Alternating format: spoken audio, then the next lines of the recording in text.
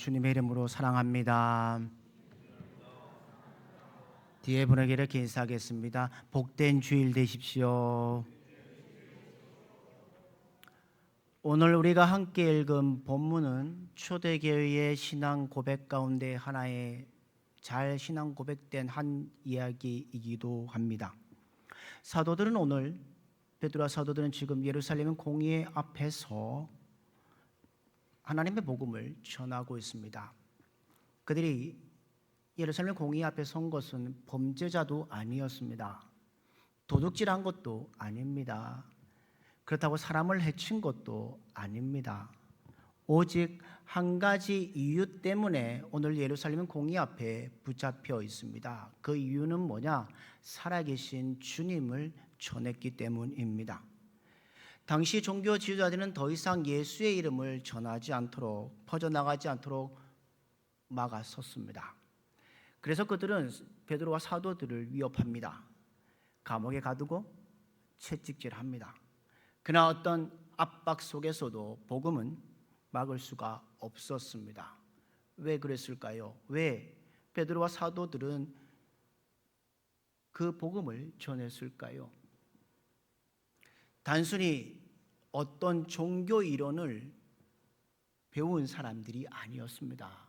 무엇이었냐면 예수님을 직접 만난 사람들이 바로 베드로와 모든 사도들입니다. 그들은 무엇을 보았습니까? 십자가를 보았고요, 빈 무덤을 보았습니다. 그리고 부활하신 하나님을 경험했습니다. 주님을 만났습니다. 그리고 사도행전 2장처럼 성령의 능력을 경험했던 사람들입니다. 그러므로 그들은 침묵할 수가 없었습니다. 그래서 오늘 본문 32절에 이렇게 외칩니다. 우리는 이 일의 증인이요 라고 외치고 있습니다. 사랑하는 성도 여러분, 저는 오늘 이 말씀이 단지 2000년 전 사도들의 고백이 아니라 우리를 향한 하나님의 부르심이라고 봅니다. 그래서 주님은 오늘도 우리에게 이렇게 말씀하십니다. 어떻게 말씀하시느냐? 너도 증인이다. 너도 복음을 맡은 사람이다. 너도 세상 가운데 나를 나타내어야 할 사람이다 라고 말씀하십니다.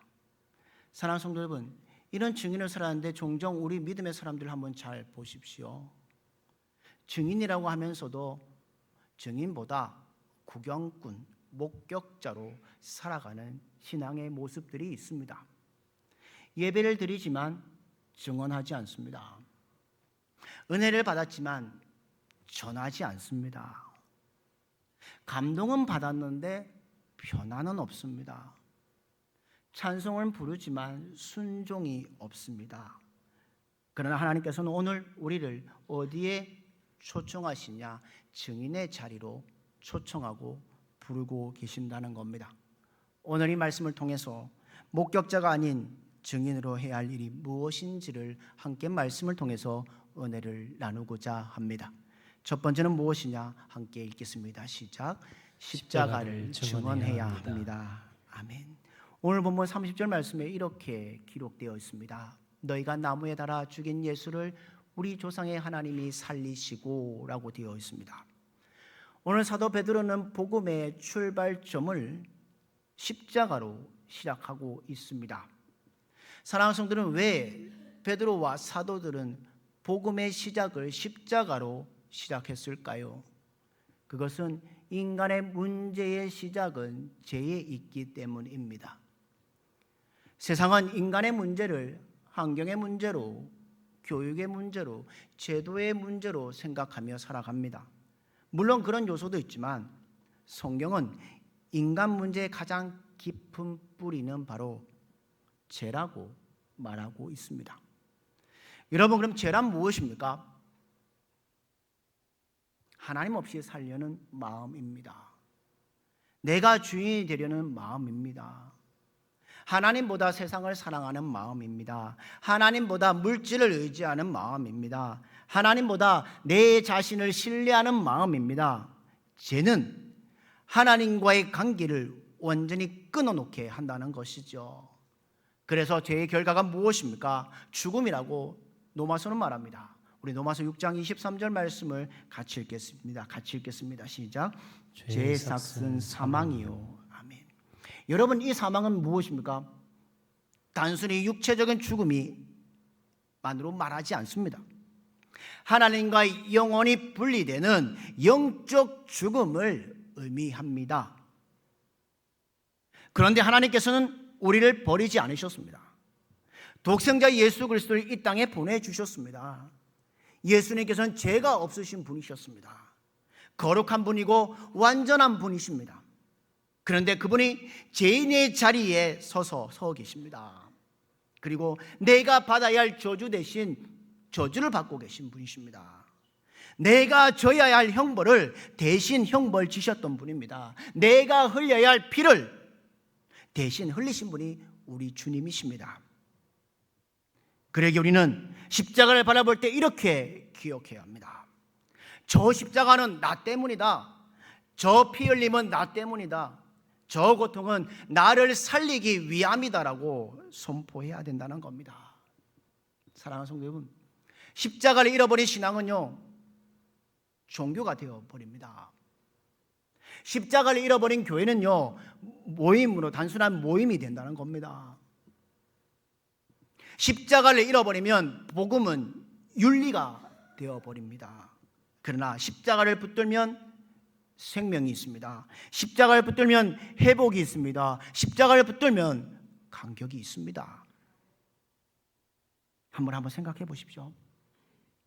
여러분이 처음 주님 만날 때 한번 생각해 보십시오. 얼마나 감격하셨습니까? 기도를 시작하는데 눈물이 났습니다. 찬송만 불러도 눈물이 흘렀습니다. 십자가 이야기를 들어도 눈물이 났습니다. 왜 그랬습니까?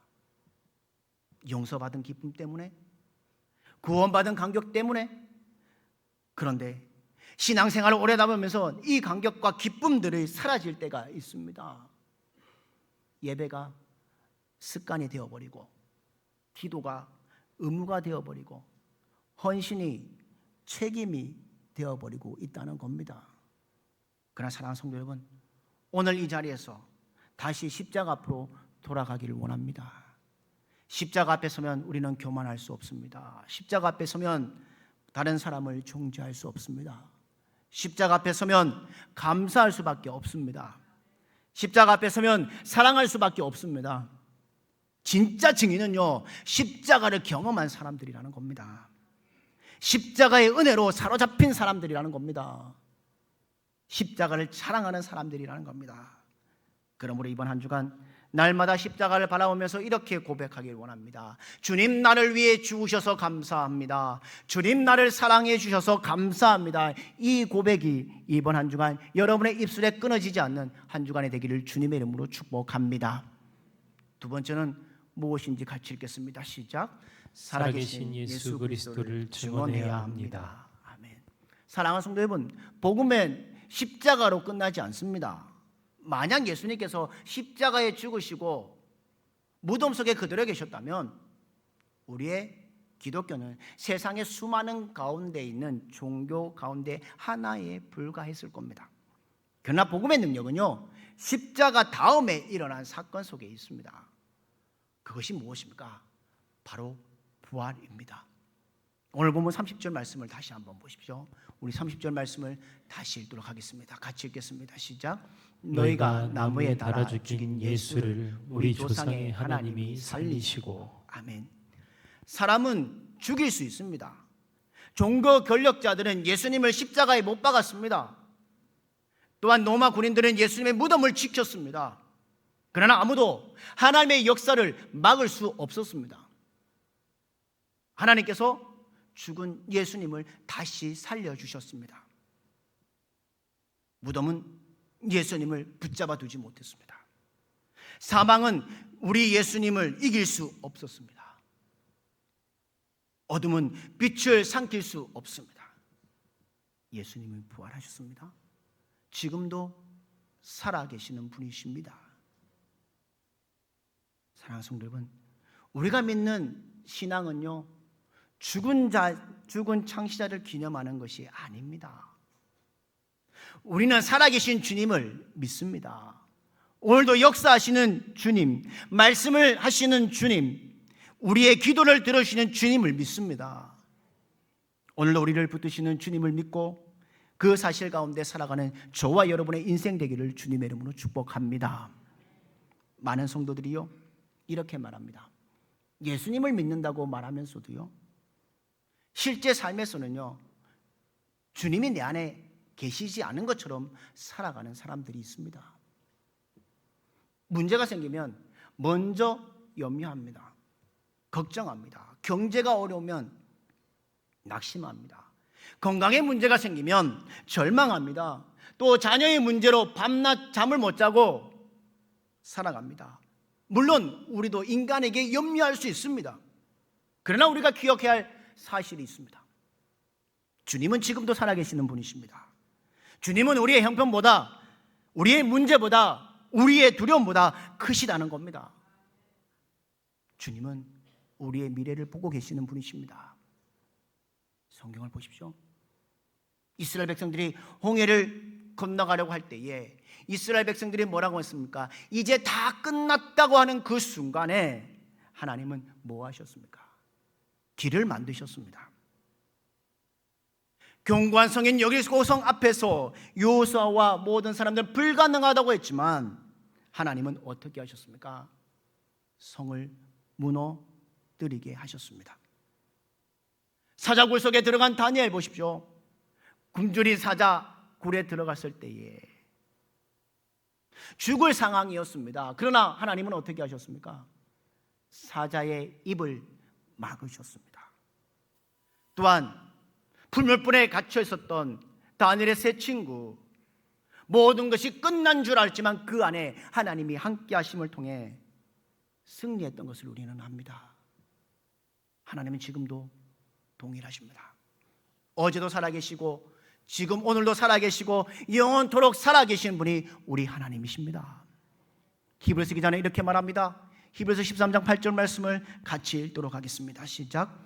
예수 그리스도는 어제나 오늘이나 영원토록 동일하시니라. 아멘. 여러분, 우리가 세상 앞에서 담대할 수 있는 것은 내 능력이 아닙니다.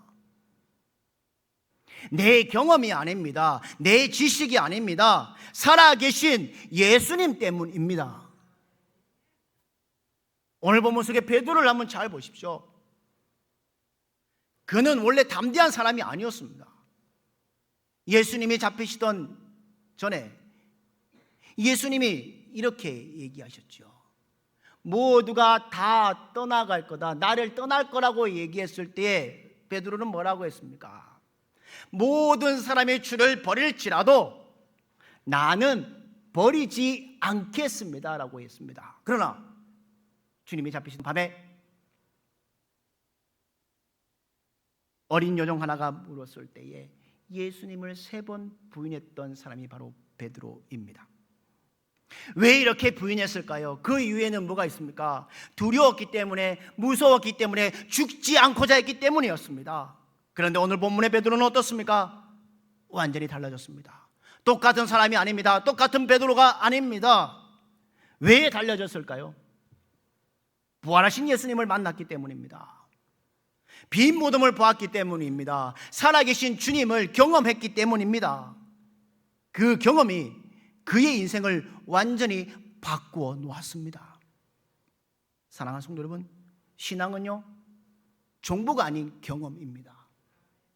주님이 살아계심을 경험하는 것입니다. 기도의 응답, 말씀의 능력, 성령의 위로를 경험하는 것입니다.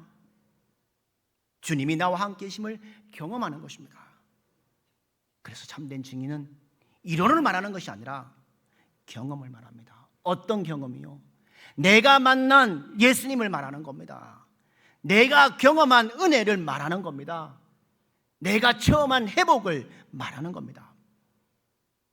여러분, 누가 강력한 전도자일까요? 신학교를 졸업한 사람일까요? 성경을 많이 아는 사람일까요? 물론 그것도 중요하지만 가장 강력한 증인은 뭐냐? 예수님을 경험한 사람입니다. 예수님께서 내 삶을 바꾸셨다는 사실을 아는 사람이 바로 가장 강력한 증인이라는 겁니다. 어떻게 할 수 있습니까? 한때 우리는 절망 가운데 있었지만 주님이 건져주셨다는 사실을 아는 사람, 한때는 눈물 때문에 살아가지만 주님이 위로해 주셨다는 것을 사실을 아는 사람, 한때 무너졌지만 세워주시는 사실을 아는 사람, 그 사람의 간증은 힘이 있습니다. 왜냐하면 그것은 이론이 아니라 살아계신 하나님을 증인하는 사람이기 때문입니다. 사랑하는 성도 여러분, 오늘 우리는 무엇을 바라보고 계십니까? 문제를 바라보십니까? 여러분의 환경을 바라보고 있으십니까? 세상을 바라보고 계십니까? 아니면 살아계신 주님을 바라보고 계십니까? 부활의 신앙은요, 현실을 부정하는 신앙이 아닙니다. 현실보다 크신 하나님을 바라보는 신앙입니다. 사도 바울이 그랬지 않습니까? 감옥에서도 찬송할 수 있었습니다. 스데반은 돌로 죽임을 당할 때에 기도할 수 있었습니다. 초대교회 성도들은 핍박 가운데서 복음을 전할 수 있었습니다. 그것은 그들이 강해서가 아닙니다. 부활하신 주님을 경험했기 때문입니다. 사랑하는 믿음의 성도 여러분, 우리 가정에도 살아계신 주님이 계십니다. 우리의 자녀의 미래에도 살아계신 주님이 계십니다. 우리의 노년에도 살아계신 주님이 계십니다. 우리 교회 가운데도 살아계신 주님이 계십니다. 그러므로 우리는 두려워하지 마십시오. 낙심하지 마십시오. 포기하지 마십시오.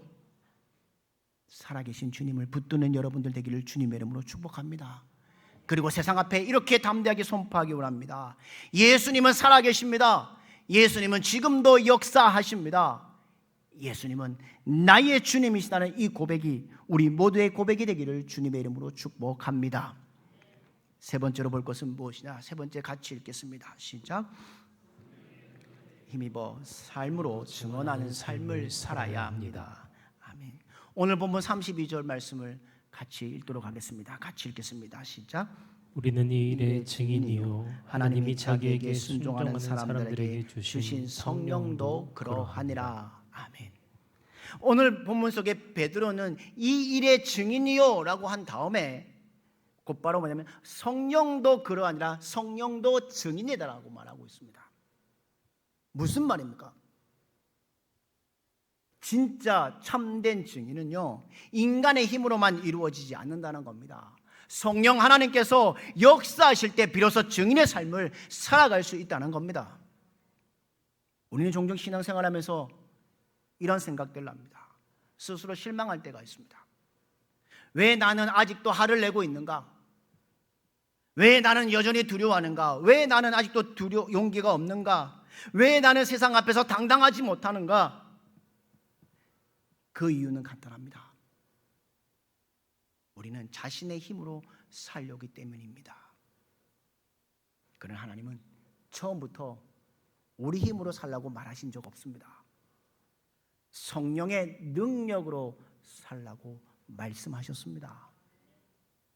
오늘 본문 속에 예수님의 제자 베드로를 보십시오. 베드로 어떤 사람입니까? 우리가 알려진 예수님을 3번 부인했던 사람입니다. 사람 앞에 두려워 떨며 도망갔던 사람입니다. 그러나 사도행전 2장의 오순절 성령 강림 이후에 예루살렘 그 앞에서 회중들 앞에 복음을 전했을 때에 하루에 3,000명, 어떤 때는 5,000명이 회개하고 돌아왔던 역사가 있습니다. 그는 감옥에 들어가도 두려워하지 않았습니다. 채찍도 두려워하지 않았습니다. 죽음도 두려워하지 않았습니다. 왜 그랬을까요? 성령 하나님께서 함께 하셨기 때문입니다.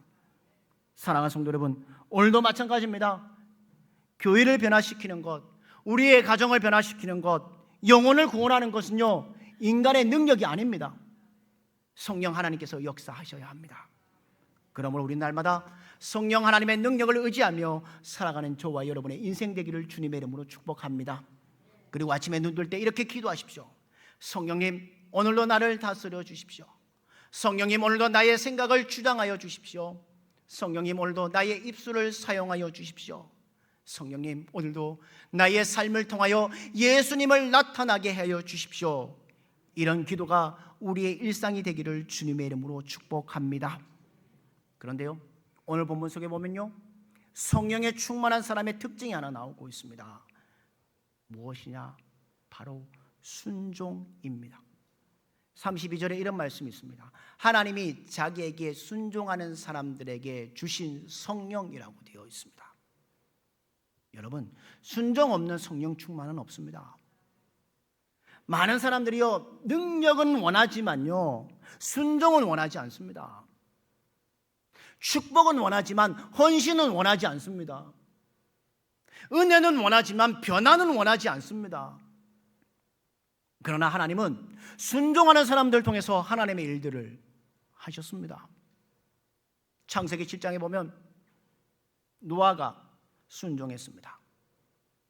이 맑은 하늘에 뭐가 홍수가 내겠냐고 사람들이 비웃어도 하나님의 말씀에 순종해 방주를 지었습니다. 아브라함도 순종했습니다. 갈 바를 알지 못하지만 하나님의 명령 앞에 지시한 땅으로 가기 순종했던 사람이 바로 아브라함입니다. 다니엘도 순종했습니다. 죽음의 위협 속에서도 기도를 멈추지 않았습니다. 모세도 그랬습니다. 자신의 연약함을, 부족함을 알면서도 하나님의 부르심에 응답하며 순종했습니다. 여러분, 순종은 우리의 감정이 아닌 결단입니다. 순종은 느낌이 아닌 믿음의 행동입니다. 오늘 우리에게도 순종이 필요합니다. 말씀대로 사는 것, 예배를 우선하는 것, 정직하게 살아가는 것이 순종입니다. 용서와 사랑하는 것이 순종입니다. 복음을 전하는 것이 순종입니다. 하나님은 그런 사람을 통해 일하십니다.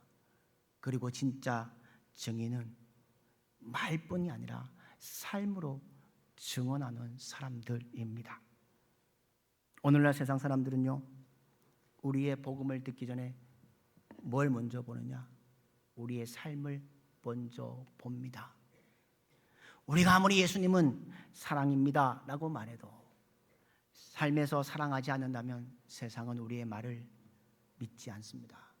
우리가 아무리 하나님은 진리임이라고 말해도 정직하지 않으면 세상은 복음을 신뢰하지 않습니다.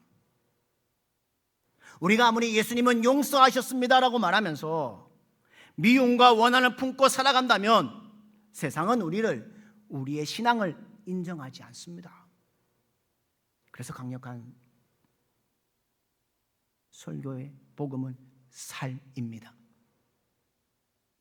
가정에서 드러나는 믿음, 직장에서 드러나는 정직함, 사업장에서 드러나는 공의, 이웃을 향한 사랑이라는 겁니다. 이것이 섬김, 배려, 용서, 겸손이라는 겁니다. 믿는 사람들 대부분 어떻게 보면 한 번도 이 강단에 서서 설교하지 못할 수 있습니다.